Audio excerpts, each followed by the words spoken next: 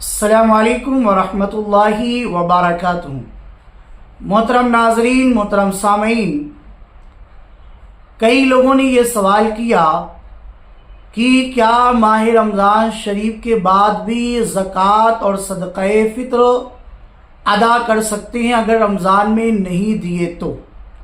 आइए इसका जवाब सुनते हैं। लेकिन आप अगर हमारे चैनल पर नए हैं तो चैनल को सब्सक्राइब ज़रूर करें, वीडियो को लाइक करें और शेयर भी ज़रूर करें। देखिए, ज़कात साल पूरा माल पर होने के बाद दी जाती है।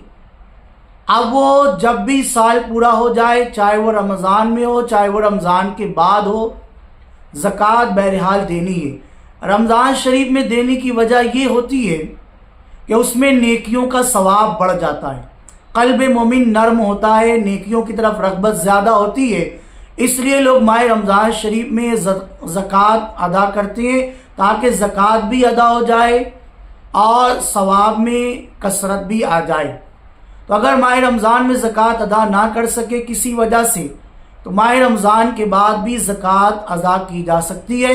इसी तरीके से सदक़े फ़ित्र, ये बड़ी अहम चीज़ होती है कि रोज़ा माह रमज़ान का, तरावी, कुरान की तिलावत, ज़िक्र व अस्कार रमज़ान शरीफ की ज़मीन और आसमान के दरमियान मुअल्लक़ होते हैं जब तक ज़कात फ़ित्र यानी सदक़े फ़ित्र अदा ना कर दिया जाए। तो अगर ईद की नमाज से पहले अदा कर देना ये बहुत अच्छा है, लेकिन अगर नहीं अदा किए तो ईद के बाद भी अदा किया जा सकता है, यानी आज भी, कल भी, परसों भी इसको अदा करना ही पड़ेगा। लिहाजा आपने अगर ज़कात अदा नहीं की, फ़ितरा अदा नहीं किया, तो दोनों चीज़ें माह रमज़ान शरीफ के बाद अदा की जा सकती है।